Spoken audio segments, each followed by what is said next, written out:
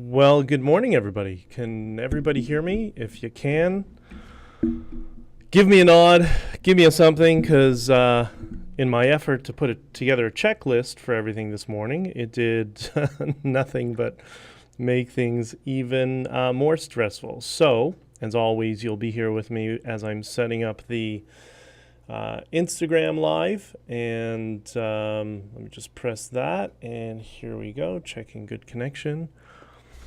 And we're off to the races. Good morning, everybody, and welcome to the most positive morning of your weekend and hopefully of your day, at the very least of the next couple of hours, of which is only 2 hours left of the morning. But I promise this is going to continue to be a space where we focus on acknowledging the freedoms that we have and working on expanding those freedoms in the future. And we're doing this in a positive and peaceful manner. Good morning, Amanda. Thank you for the wave. Good morning, everybody on Locals. We got Locals, Instagram, and a bunch of other feeds here on my MacBook. And, I'm still trying to figure this stuff out. Some people have asked me how I'm doing all the streaming, and it's getting to the point that it's starting to get a little confusing how to outline it. Oh, you know what? I forgot my sound device. 1 second. Assistant, yes. Can you grab me my earbuds? They're next to my bed. They're plugged in right now. Because I'm an idiot. What can I tell you? That's one of those mornings. Good morning, everybody.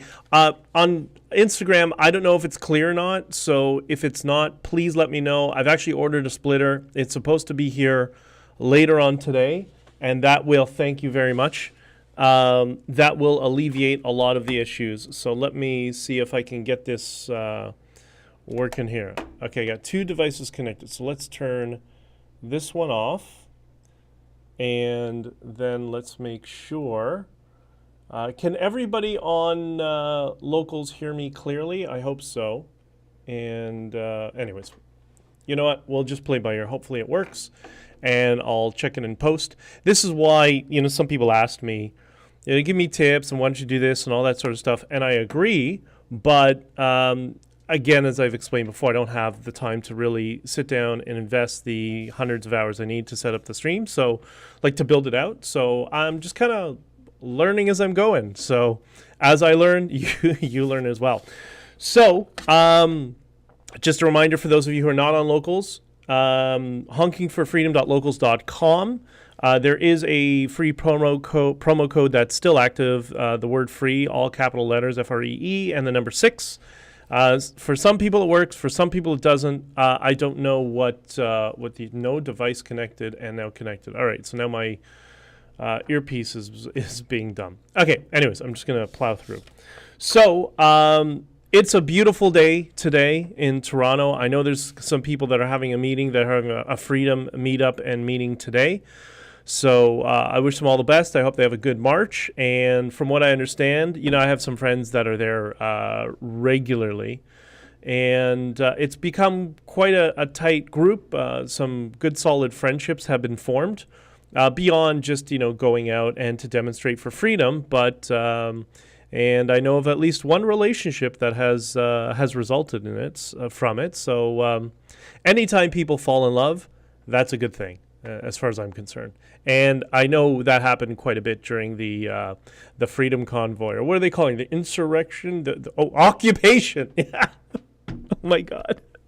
I laugh every time I hear that word occupation from the bureaucrats who are too lazy to step outside and help us feed the homeless. But anyways, Amanda, I can hear you loud and clear. Okay, awesome. So Instagram's good. So I think by tomorrow we'll have good sound quality in Locals and on here. So I apologize for everybody. So a couple of things. Yesterday I discussed the tragedy of the two truckers in BC the three truckers, the two trucks and three truckers that were in a head-on collision and unfortunately perished, and wish my best to the families, and I hope we all do. I encourage you, if you could, either donate to them or at least send, your love and your wishes. And if you're in the area, if you're anyway tied to the families, to please support them. I mentioned about Tanner and BJ, also known as Rick or Brandon. They and their funeral is today. So thoughts and prayers with them. I think that should be obvious and tough to think about. Anyways, but I did mention the third person, Jagsir Singh Gill, who is a resident in Calgary. Didn't know much about him, couldn't find much. Somebody found some information and a GoFundMe and whatever. Jagsir was 34 years old. He also had 2 kids, one 11 years old and one 4 years old. So our thoughts and prayers are with him, with his family, with his children, with everybody around them. So there is a GoFundMe for Jagsir, and I have posted that in the comments block. So if you feel compelled, then maybe give a little donation or give some well-wishing to the family, and hopefully that'll make it a little easier for them to move on. So I just wanted to make sure that he wasn't forgotten, and I was very happy when somebody found the GoFundMe for him. So, okay. Next thing I want to talk about is Punchie McGregor. Now, he's, I describe him as, I'm taking some influence from somebody who I've managed to connect to a couple of times, who's had some influence on me and doing this, and I'm going to discuss him in a separate episode entirely. But Punchie McGregor, I describe him in the same way as my mascot. He was my mascot in Ottawa during the convoy. He was stalking me in my hotel room. The stupid mask, looked like such a fool. And he used to be a bouncer in a strip club apparently. And I posted the link in the description here. Salman took a video of him telling him that, "I'm sorry, you're fake news, get out of here," basically. And he started doing like the bouncer things. They're moving his shoulders and, loosening up his arms and ready to throw a punch. I don't know if he's punchy because he just likes to punch people, because he did those sort of antics when Tamara was released from jail. He's the little bald guy, right? The one that keeps losing his temper. And or he's just been punched in the head too many times. I think it may be a combination of both. But anyways, apparently he's, now get this, I know you're going to be surprised. Apparently he is a journalist. I know. It doesn't seem like the truth. He's on some fake news network called CTV, where they were in the news. I think was it CTV or one of the other ones that fired that Flemish person, whatever her name is, who was just a vitriolic smear merchant who did nothing but lie about the Freedom Convoy the entire time. So she's gone, and don't let the door hit you on the way out. Good. I'm glad. I'm guessing Punchie McGregor is going to be is already on the chopping block. I was going to do tonight, but just time. I'm CTV. Yeah, thanks Hitchhiker. I think I'm going to do a watch party on the Punchie McGregor documentary of the Freedom Convoy because, I want to help them out because nobody's watched it. Like, nobody cares. And I figure, why don't I do my piece and try to get them some views? And, we can sit back, have a couple of drinks, and then just watch and laugh at it.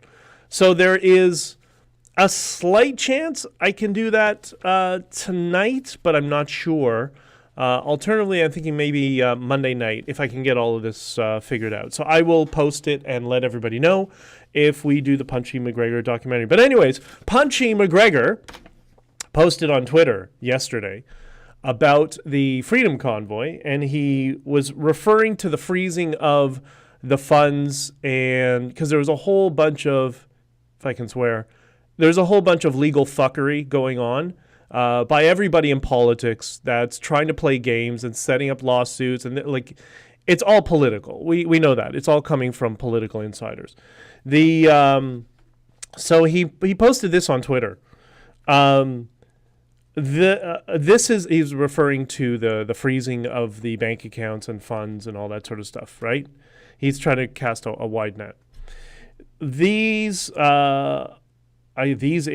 copied and pasted. So whatever, we all make mistakes on Twitter. It's fine.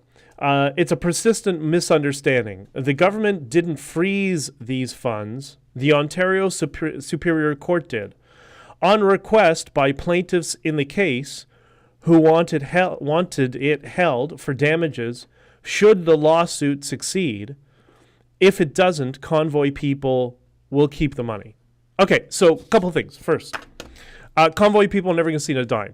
Never going to see a dime if it keeps going the way it is. And there may be alternatives moving forward, because this is just going to become political litigators that are going to bill out as much of the money as possible and try to settle it or whatever. There's a whole bunch of things going on. I don't want to get into too much detail, but it is what it is. Fine.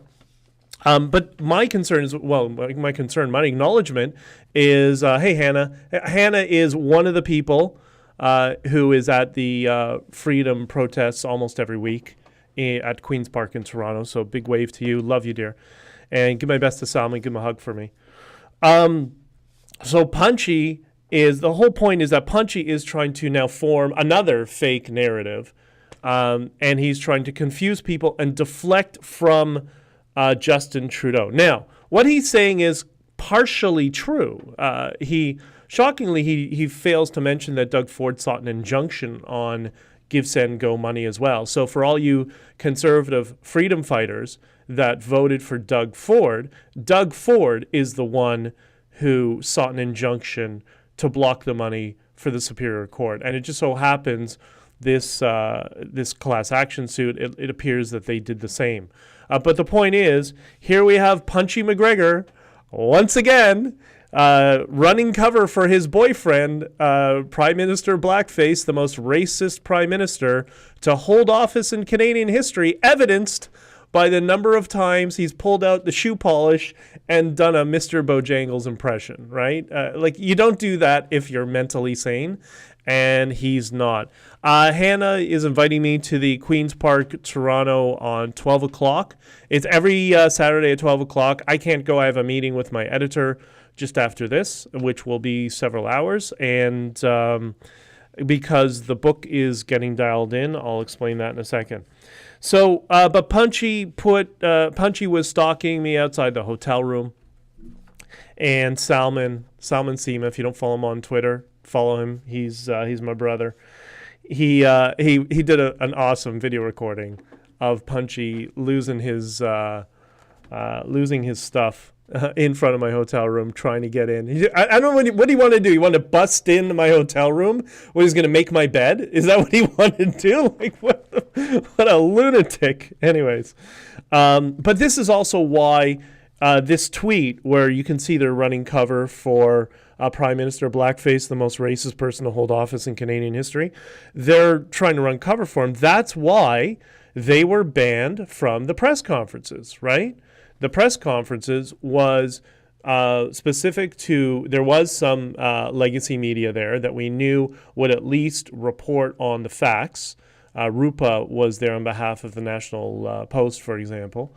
But we had the National Telegraph, the Post Millennial, Epoch Times, True North, a bunch of others that were there as well. And that's also the one that I explained later, that Rebel Media showed up 10 minutes after we finished. I gave them an hour-long, the exclusive interview, me and Tamara side by side, explaining the full context of the Freedom Convoy, why we were there, and Ezra spiked it. Wonder why I did that.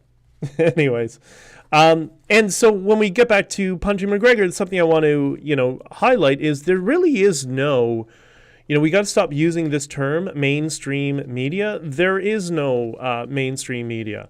There's fringe corporate legacy media, and then there's alternative media, which is like citizen journalists or smaller independent companies, news agencies. The National Telegraph is one that they were covering me They were coming to Convoy, and they then came down and covered me speaking at the Bitcoin conference, which, by the way, I'm going to have an announcement about that in the near future.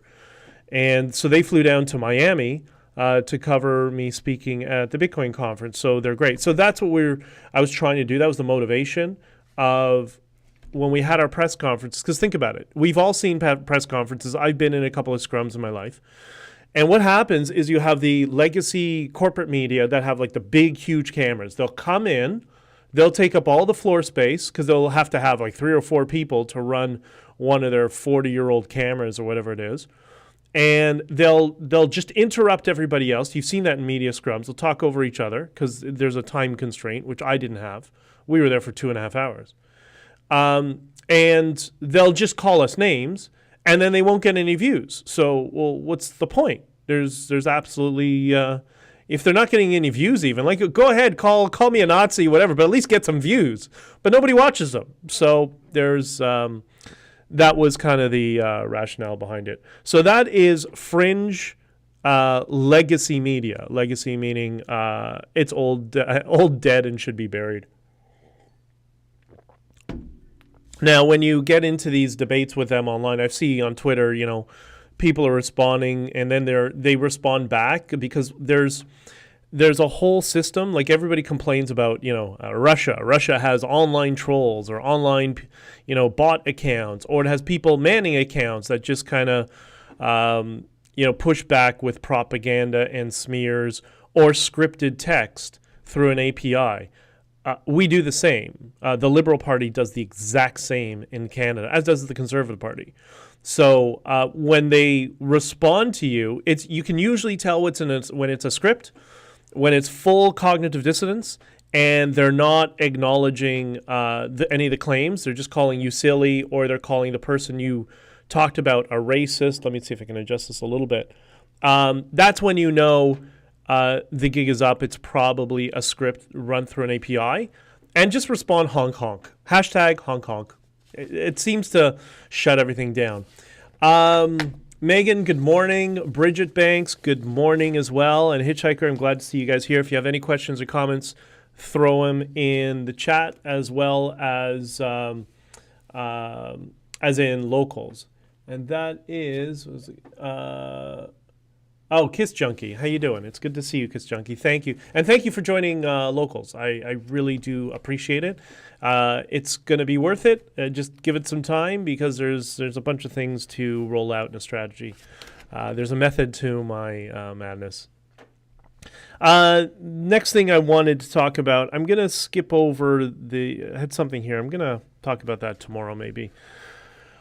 Sam Harris was in the news quite a bit. And this kind of relates to the Twitter sphere and people taking sides and hello Naveen and treating politics like a sport, and that's why the bots are able to be posted and they're perceived as being effective for those people who just treat politics as sport and they treat everything in life as sport, right? But then there's people like Sam Harris, okay? There's this whole phenomenon of cognitive dissonance, and many years ago, I read a lot into this whole subject of persuasion and influence and confirmation bias, all that sort of stuff for a business that I was trying to do. I was trying to figure out how to market to a certain demographic that I was struggling with. And, I started researching it. I just went down the rabbit hole, and one thing leads to another. And then, you've read 10 books on the subject and you think you know everything, but you know very little. But whatever, you learned, right?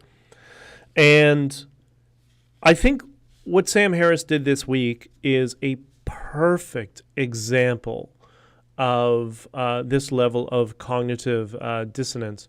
Aviva Fry demolished Sam Harris in a recent vid. Yeah, I haven't seen the video yet. It popped up on my stream, but I'm just so busy. I haven't had time to watch it yet, but I will try to get to it. But the reason I bring up Sam Harris, what you're talking about is Trump and his comments that I put in the thumbnail that well, it was something to the effect of Hunter Biden or Joe Biden could have kids kidnapped in his basement, and I wouldn't care. That wouldn't change things. And then he also went on to explain that he would endorse rigging the election against a candidate, right? A specific candidate who we call Orange Man. I don't know where he's coming from. I have a good friend of mine, Sia, who is from Iran and very intellectual. And he said to me a long time ago, he said, you know what the problem with Sam Harris is? His career died with Christopher Hitchens. Oh, that's harsh. I do I do like Sam Harris on a number of things. I haven't listened to him since I think 2016, 2017. I couldn't listen to it anymore because it was clearly bias in one direction, and it was not only cognitive dissonance, but he was putting on people who would just reinforce his own confirmation bias. He wouldn't talk with anybody who challenged. Hey, mate, what's up? One of my buddies from down south is here. What's up, mate? Thanks for watching. I don't know if this is your type of thing, but whatever, it is what it is. But thanks for being here. I give my best to Vanessa, by the way. And Agatha. Agatha is the cat. So Sam Harris is, I put this in a tweet, and I think this kind of explains the whole phenomenon, because this whole idea of cognitive dissonance and confirmation bias, we all think that we don't have it, but everybody can be subjected to it. And people talk about that, an academic, somebody who can understand all the facts, they're not going to be subjected to cognitive dissonance. It can't happen to that. And then I put this tweet out to kind of illustrate the fact. And it says, name two people you admire unable to think critically on Orange Man's policies. I'll go first. And I put Sam Harris, a neuroscientist, and Steven Pinker, a cognitive psychologist. So people with that understanding, that level of understanding of science, that level of understanding of biases and research, have been so completely brainwashed, they're completely unable to think clearly on a topic. Now, I didn't say that to, take a shot at Sam Harris. I've never met him. I have a couple of friends who know him, three friends who are friends with him. And again, I like him on a lot of issues, but this is a perfect example of anybody can be at risk of this level of cognitive dissonance and inability to think critically on a topic. Now, why is that important? It's important because there's so many issues around the issues of freedom that we've been fighting for the past year, the freedom convoy as well, political things in general, and just life things in general, that when you tell somebody something, you can see the wheels, the gears are grinding on the inside because they're unable to process something that is provable fact. You can explain it, but because it goes against their own biases, they're unable to process it. And that is probably going to happen as we lead up to my book launch, because there are going to be some issues, some facts that people are just going to they're going to repel against it. They'll take offense to it because people get trapped in these silos of, and the one we hear most often about is the left versus right. But life is more complex than that. There's good people there's good people on all sides, even ones we disagree with, but there's bad people on all sides, right? What is cognitive dissonance? And okay, let me, Hannah, I'm going to explain that further in a future episode because it's quite, it gets quite complex. I'm trying to think of a good example, and I can't come up with an example on the fly, but I'll come up with that, and we'll talk about it next time. But when we're leading up to this this book launch, there's going to be some facts around the Freedom Convoy that people just don't. They're just not willing to accept because it goes against their preconceived biases, which is probably a good way to describe it, Hannah. That people get certain thoughts and conclusions in their head, and they just can't go against it. Well, I mean, like.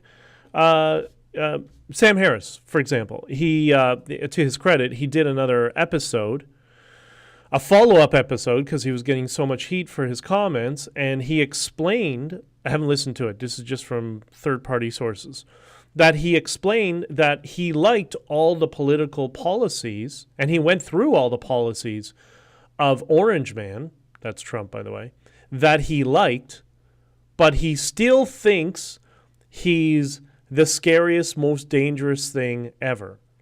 And it's like, you had 4 years of him. You just explained that you like his policies, and then you switch over to the complete opposite simultaneously, but I think he's dangerous. That's cognitive dissonance, right? That's a form of it, if that helps to explain it. But I'll try to better articulate it.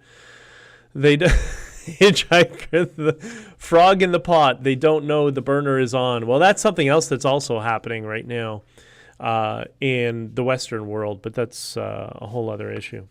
So I think it's important for us to know that we're all subject to this. Scott Adams talks about this in depth with a lot more detail. If you've read any of Cialdini's books, he kind of he seems to use confirmation bias and cognitive dissonance to supplant certain ideas in people. Like, for example, remember when, I think I explained this on an earlier stream at some point, but when Orange Man was being elected the first time in 2016, he was up against Hillary Clinton, and Hillary Clinton was flat. She was going nowhere.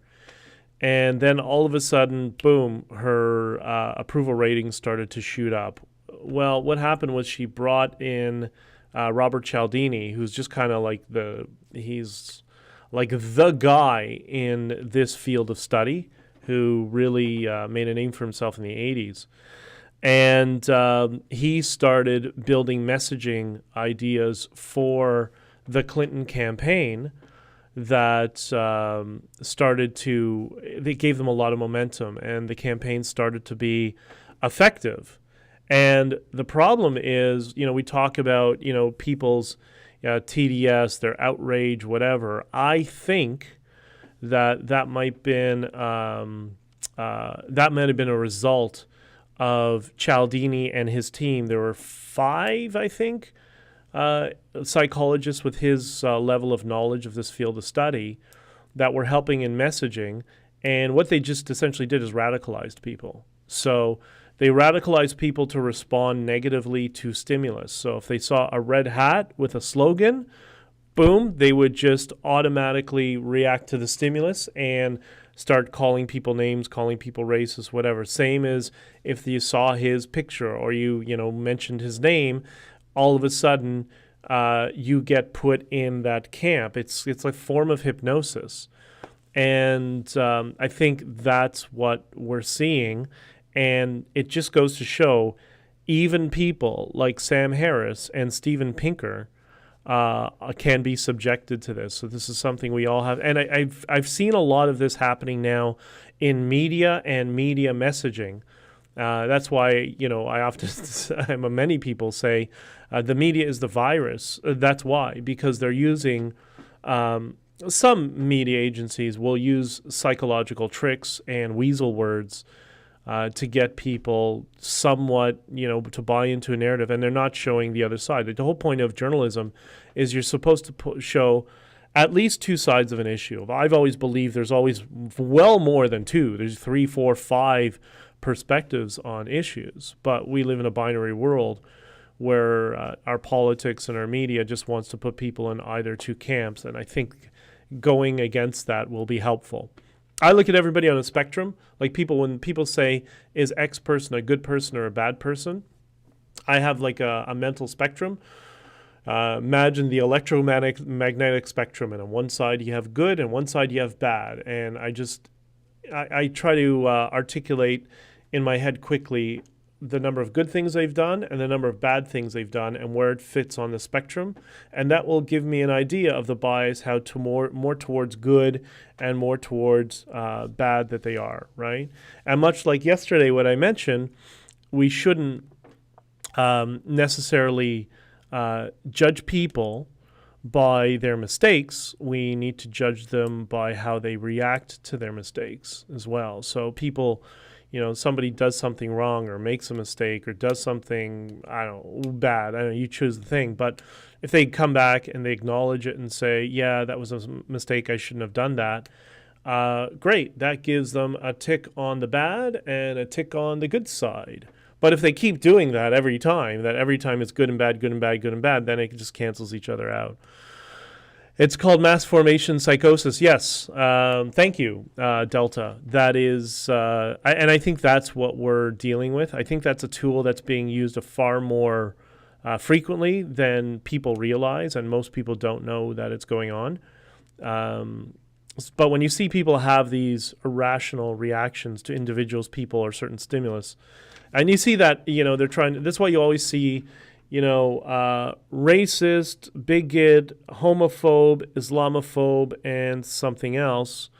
Those are the trigger words, right? Those are the trigger responses they're trying to supplant in you. That's why they say the exact same thing every time through repetition. Goebbels figured that out, so that gives you an idea of the moral standing of some of these people. Anyways, I'm gonna have to run because I gotta have a meeting with my editor about the book. The book is going great. We're like 85% the way through. It's awesome. It's really, really good. We've been working really hard on it, and it's it'll shine a whole bunch of different lights on what was happening during the Freedom Convoy behind the scenes, and what I and some of the others were going through. Follow me on Twitter and Getter, BJdichter.com, Substack. I'm going to have something coming up. Somebody's supposed to send me something for Substack. I'm going to check this weekend, but BJdichter.substack.com. I promise it's not a waste of your time, and it's all good. Minds, I'm starting to use a little bit. BJdichter, obviously. Instagram, those of you who are here, bjd.online. And if you could, please, I'm new to Instagram, and I'm trying to make it more personal as opposed to political, but whatever, I'm just going to use it now for fun. But don't hesitate to send me a message there. I have the least amount of followers on Instagram, so a lot better chance of me being able to get in touch with you, because Twitter sometimes just kind of lights up and I get lost, and that's about to happen again this year, I'm pretty sure. Locals, honkingforfreedom.locals.com, and also I am not live streaming yet to Rumble, but we're basically carbon copying episodes over to Rumble and building that structure out. If you don't have any other questions, thank you, everybody. I got to run. I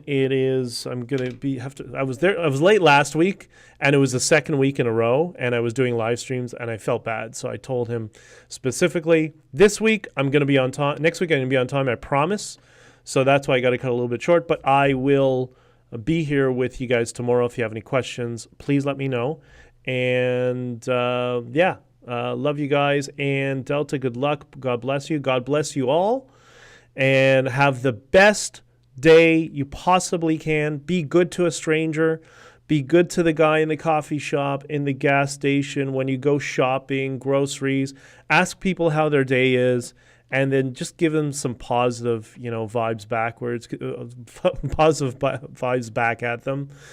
Not only is it going to make their day, especially if they're working a monotonous job, it's going to make you feel better. And also check out Jagsir, Tanner, and Rick's GoFundMes, and reach out for the families and wish them all the best. Okay, got to run.